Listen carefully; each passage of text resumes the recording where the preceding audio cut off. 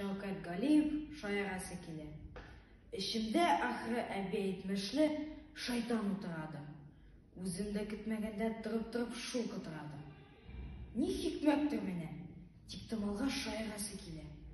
Бәйдән ышкынасы килә. Тып-тын классы яңгыратып, әтәч булып кычкырасы килә. Алда утырган шып-шыпырт Ләйсәннең шәшеннән тартасы килә.